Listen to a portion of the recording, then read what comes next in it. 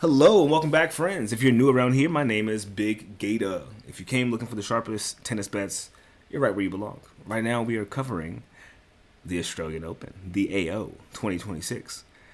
It is the third round, first day. So get yourself involved in the comments and let me see what you are playing for this evening or tomorrow, whatever time it is for you. If you do like the breakdown of these matches, please consider giving this video a like. It goes a long way for me, and I really appreciate it.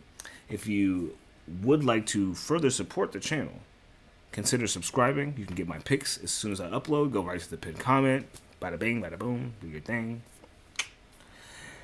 If you're feeling extra generous, there's a link at the bottom of the pinned comment to a link to my donate page if you'd like to just show some love there, as well as a link to my free Discord if you would like to get picks for women's tennis as well.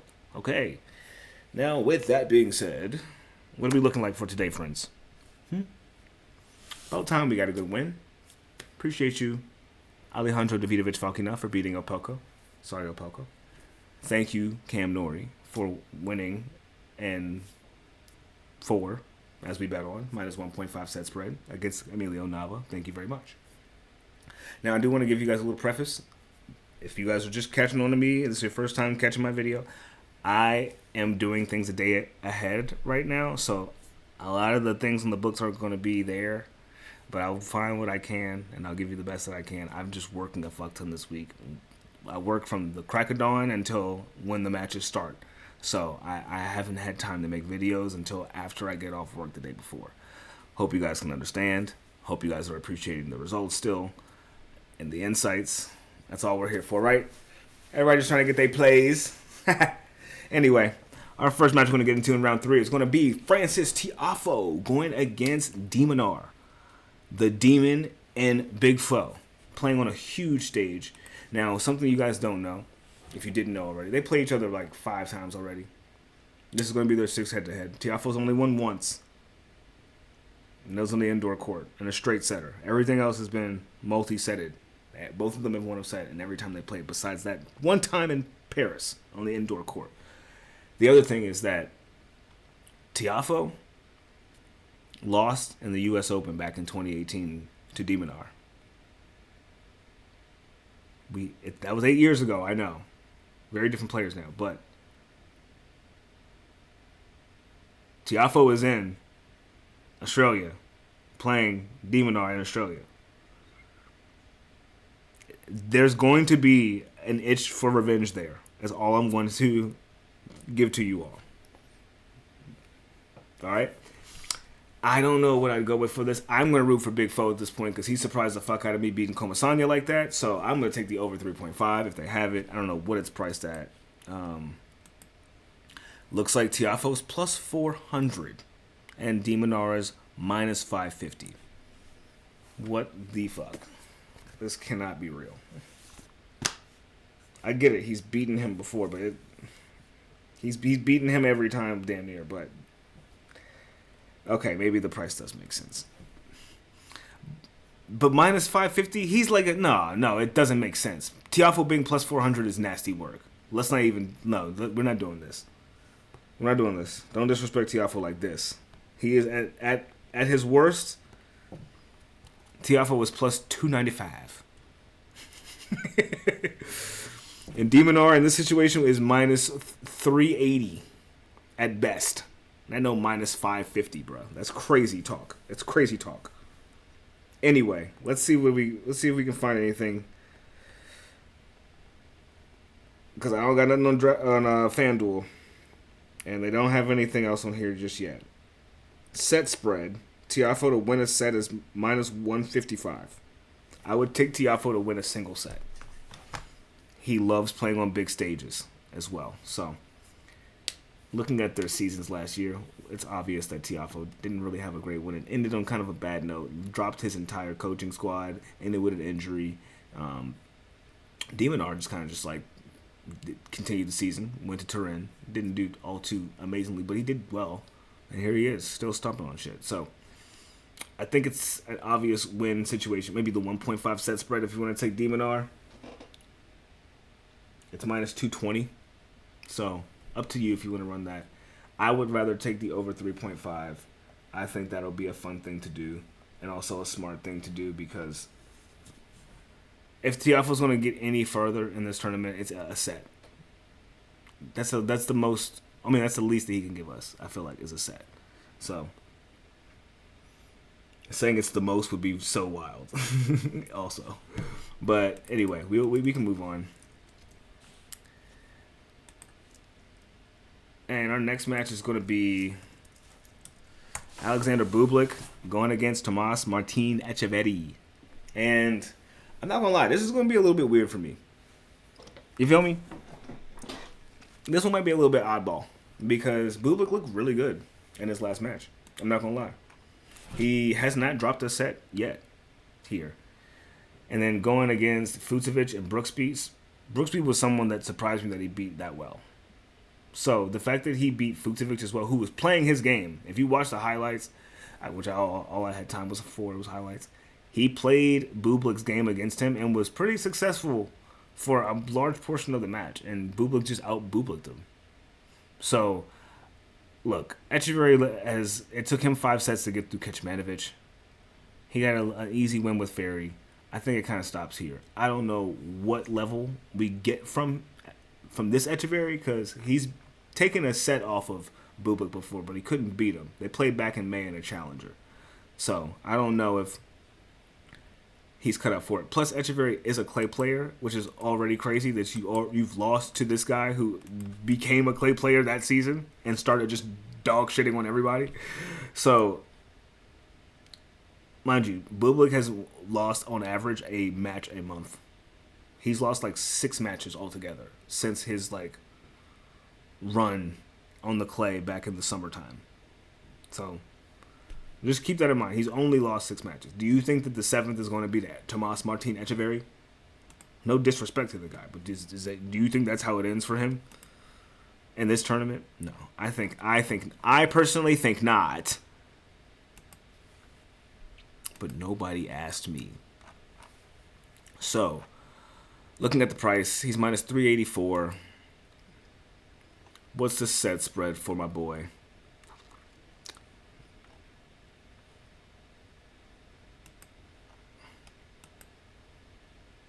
Minus 185. We'll take that. That's a risky bet, but I like it. It's a parlay piece that can give us some good money made. Wah. Oh, good money made. You know what I'm saying? You're not going to be able to tell me nothing that hit. That shit hit, I'm about to be like, what? You know what I'm saying? Anyway, we'll move on, friends. Bublik, take us to the promised land, please. Our next match we have is going to be we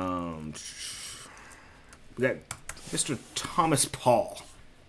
Tommy Paul, going against Alejandro Davidovich Fokina. And this is going to be an interesting one, huh? You know what's funny? I was looking at that Tommy Paul match, the one he had against Tirante. Is it just me, or does that Tirante dude look like the Tomas Martin Djokovic? Like, look at that dude's face, bro. He looks like Etcheverry and he looks like Novak Etcheverry. I'm trying to tell you. I'm not even trying to be on Showtime today. Like, look at that dude's face. And he got the headband on like old school Novak. He was doing too much. That's why. That may be why he lost. Trying to do too much. Anyway, Tommy Paul and Foki. It's a 4-0 landslide victory against Foki for Tommy Paul. He just has this guy's number. He beat him 6-1, 6-1, 6-1 the last time they played, which was in this tournament in the 4th round. Like, wow. Foki has debatably gotten exponentially better on the hard court since then. I would say he is a bit of a threat. All right. Looking at their hard court records last season, because I think that this is a little bit 13-7 for Tommy Paul, so only 20 matches, and then 22-14. There's only a 2.5% difference in win rate now between them on this surface, which is crazy because Foki really has been putting in the work. And Tommy Paul has been great and has been playing less. So it's just so funny how, like, he's now ranked 14, Foki is, and Tommy Paul is ranked 20. Hard work beat talent that don't work hard, bro. So, played a 5-setter and was amped after. Usually, like, I'm worried about Foki because last season he had some big stamina issues. His tank would be like, when you saw him floating over his fucking racket, bro, you was praying to have a void on your bet slip. Because you were like, he was winning, he was doing so well, and out of nowhere, he just gets tired, and he just can't do nothing. Like, nothing. It's... Tommy Paul and Foki kind of play very similarly to me. I think that Tommy Paul's serve is a little bit lesser, though, right now. I think the Foki serve is a little bit more effective. And the movement, though. Both of these guys are, like, hella defensive. Like, they're hella defensive and have crazy offensive skills. So I think this is going to be a super dog fight. I really think that this is going to go over 3.5 sets. I think Foki might be able to snag 2. I don't even know if they have it in the books yet.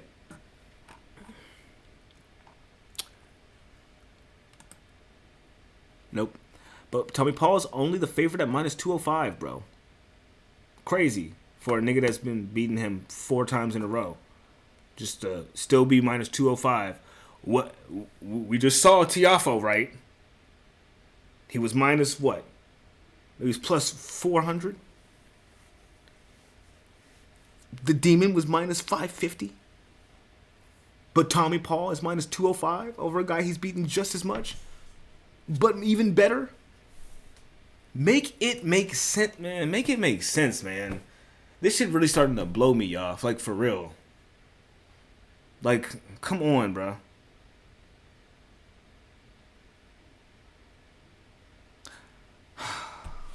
Anyway. I would like to think that this goes over 3.5 sets. It's not. I don't have access to that bet just yet. I'm looking for it here. I can't find it, friends. I'm typing in Foki. All they have is set betting and total games, and that's it. And set spreads. I can take Foki at plus 2.5, so him to win a set, that's minus 285. I actually like that. I actually fucking like that. I did not think he'd be priced that well. Okay, cool. Give me Foki for a set. That's all I need from him. If I'm bugging, I'm bugging, bro. But I ain't about to just be putting this money on Tommy Paul still. Like, we got to make this interesting around here. And if you wanted to just go crazy, then take the over 20.5 for Tommy Paul. I'm not doing all that. I think Foki can just give me a set. But honestly, if there's one person that will go to a 5-setter with him, it is definitely Foki. So I take it back. The over 20.5 is actually a solid move. I might play that. We'll see. But we'll move on. Let's move on. Now for a new main event that we have yet to see before. This is actually, I know for a fact this has never happened before. So this is going to be crazy. And it is going to be Carlos Alcaraz going against Corentin Moutet. Oh my gosh. This is going to be so sick, bro. The lefty, the Frenchman, the crafty drop shotter, the crafty lobber going against the number 1 player in the world with all the same skills. This is going to be so memorable for some people. Whoever's able to be at this match, you're very lucky. You're very lucky. This is a match I would love to see with my own eyes. You are very lucky. So, going into their lack of history, this is their first head-to-head, as I said before. 4-year difference between the number 1 and the number 37 in the world. Carlos has lost to Taylor Fritz, Cam Norrie, in Paris, and then Jannik Sinner in the Turin final. That's about it. Carlos' stats are just so ridiculously stupid. the more we talk about him, the crazier they get as well, right? He ended the season last season 71-9. The most ridiculous season you will ever see. 71-9. Didn't even have double-digit losses. But guess who was one of them? Cam Norrie. You fucking believe it. Cam Norrie's gonna have it, like, he's gonna be a granddad one day. Looking back, he's gonna be like, remember that guy? You see this record? Look at that year. Crazy. He only lost to 9 people. Guess who was one of them? Your grandpappy. Your grandpappy was. Yes. So, I think this is going to be a very interesting match. I don't know what's going to happen here. Obviously, Alcaraz is going to win, but you don't know what Moutet has in store for this guy. You might not. This might be the person he's been itching to play the most. Only thing is that when you see Moutet play, he's got the drop shot. He's left-handed, right? He's got nice net skills. He can play at the net really well, cross-court volleys and shit like that. And Alcaraz can just do that at like 3x speed. So I'm having a hard time seeing where he can like capitalize on Alcaraz because the ball moves too slow off of him. First off, you're not hitting a lot of You're not hitting any winners off of him unless they're drop shots, and he's not going to be that far away from the court unless you're hitting really deep balls. But even still, he's so good that he can hit a really deep ball at the baseline and still be like, all right, cool, I can still move up. So Alcaraz is one of those people that you're going to have to really figure yourself out when playing him because he will have an answer for every last thing that you do, no matter what hand you're using. So just remember that. Number one in the world, but like also like his level of like innate killer instinct in this sport is like so untouched from anyone else playing. Even Jannik isn't like this. Jannik has trained killer instinct. This guy is innately, like, he reacts to things like, oh, this is... And then no one would ever think to react to something like that, like, shot-wise. So, a prodigy. A pure prodigy. I don't know how Moutet's going to be able to hang with this. I would love, when I say I would love, bro, I would love for Alcaraz to go over 19.5 games. I think that would be so gas. If that could be, if we can get that, that would be so gas. It's 18.5? Oh, we're taking it. Oh my. I'm making the risk. He's only got to push Alcaraz to a 7-5 set once. That's all we need, bro. If Hoffman can do it, I think he can do it too, bro.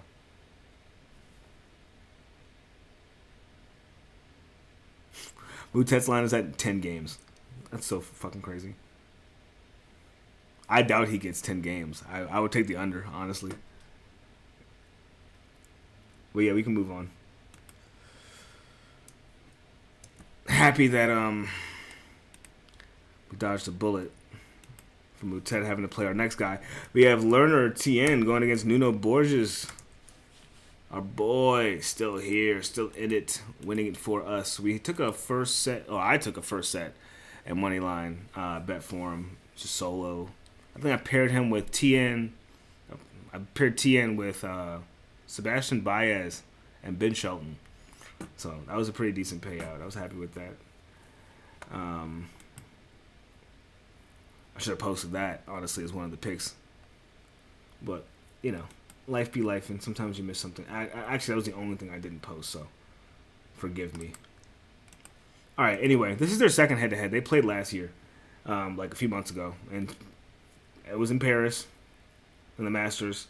Tien in the first round, he beat him 6-2, 7-6. I do see it being more of the same here. I think Tien's going to drop a set.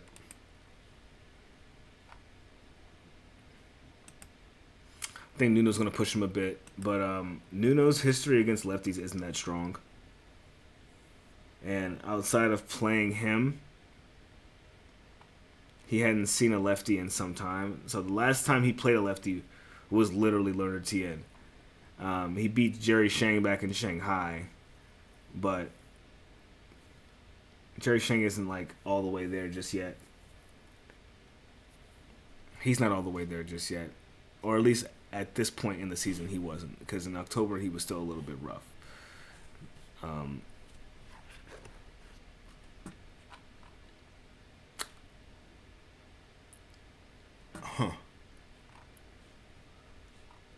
The Borges performance in slams.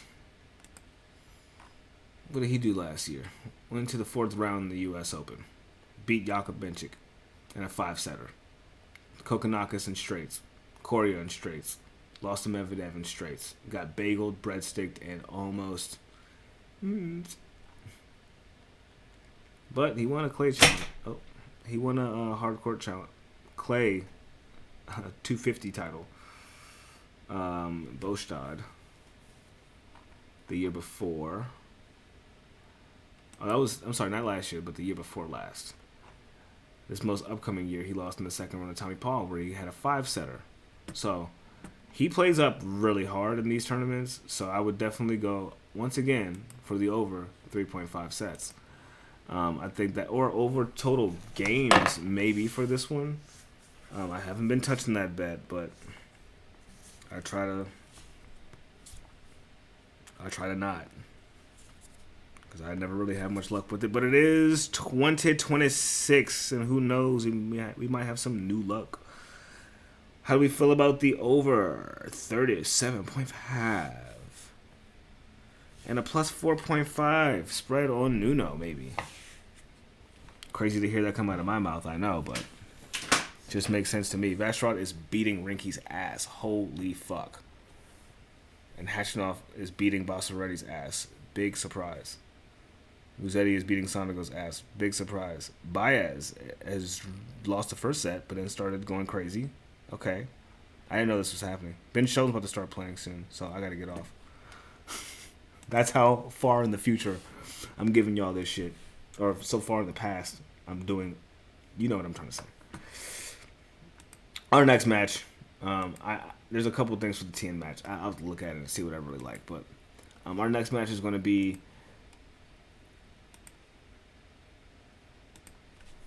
Daniil Medvedev going against Fabian Marozsan.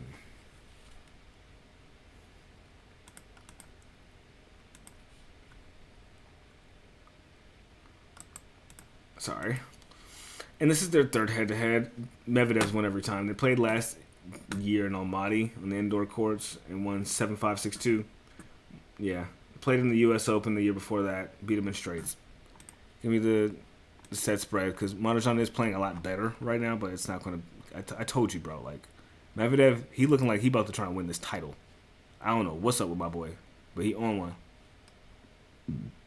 Believe that. Believe that. Minus 1.5 is 215. Minus 215 for the Daniil Medvedev. Minus 1.5 set spread. Do we have a taker for that?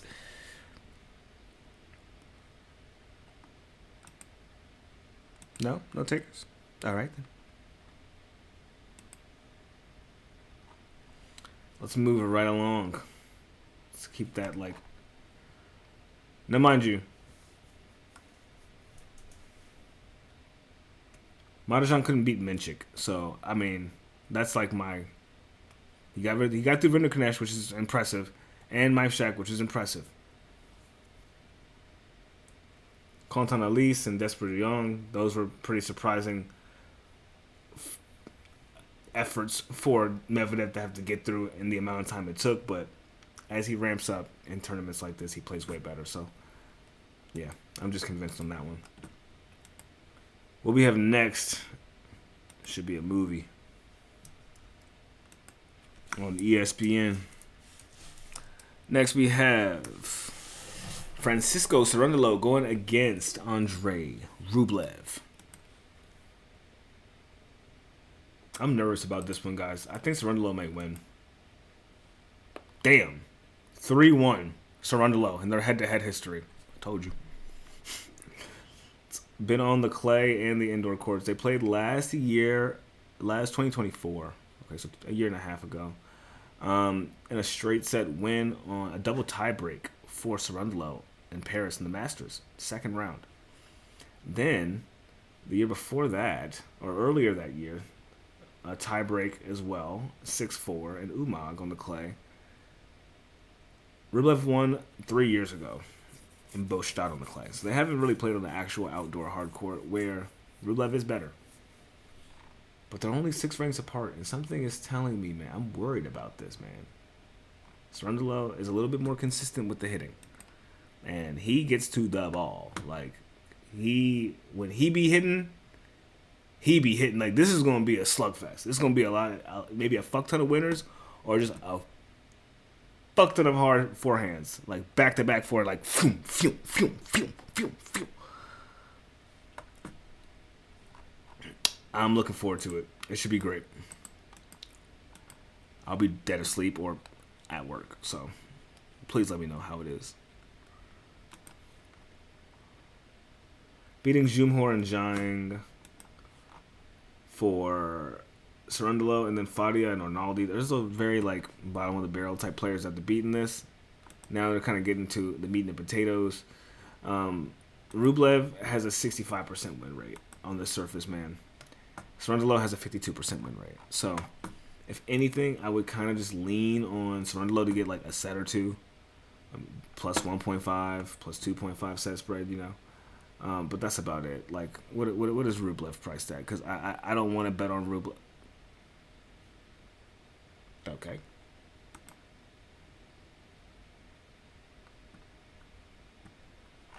I don't want to bet on Rublev and regret it. Because when I bet on Rublev and regret it, I feel terrible. He's minus 145. He's a great price. But I always get upset when he loses. So I just don't bet on him because I like him too much. But hey, if you don't give a fuck, go right ahead. Put your money where your mouth is. Go with who you think will win. Rublev on paper is supposed to win, but on paper he hasn't been beating this guy. And they're only 6 ranks apart, so just think before you make a decision on that one, okay? Please. All right, last but not least, we have Mr. Sasha Alexander Zverev going against Cameron Norrie. And they have some history, if I am not mistaken. But one thing we do know about Zverev is that he's got a killer backhand, which means that lefties don't really do much to him. It's 6-2, Zverev. They've played so much, these two. 25 ranks apart, 24. Zverev won the last 5 times they. The last 6 times he's played. He's grandfathered him. Jesus Christ, 6 in a row. Lost the first 2, and then just said, fuck it, I'm on one. They played back in 2013. Wow, they played literally 13 years ago. Was when Cam Norrie 12 years ago was last time Cam Norrie could beat this guy. It's done. It's so done. He's going to try every time, but he just can't. Then Melbourne, they went to a 5th setter, bro. It went to a 5th setter. A tiebreak. And the 5th set in 2024. I don't know, man. I just would take the Zverev minus 1.5. I wasn't too convinced from what I was seeing from Cam Norrie in that last match he played. To be honest with you, he looked all right, and like you can't be looking all right going against Emilio Nava if the next person you got to play is Zverev. I'm sorry, bro. That's not going to cut it. Minus 200 for the win by 4 or better bet for Zverev, which is the minus 1.5 set spread. That's what I'd go with. I'm not going to take it, but that's what I'd go with if I had to. Gun to my head. Make a decision. So, that does wrap up everything for me, guys. I want to keep the video under 30 minutes, so I will be doing so. As I said, I work tomorrow. And tomorrow, we'll still have the matches from round 2, day 2. So, yeah. Just appreciate you guys kind of keeping up with my odd schedule. I might have to do stuff like this in the future, but hopefully not. All right, I'll catch you guys tomorrow. Look out for the picks and follow the Discord. Peace.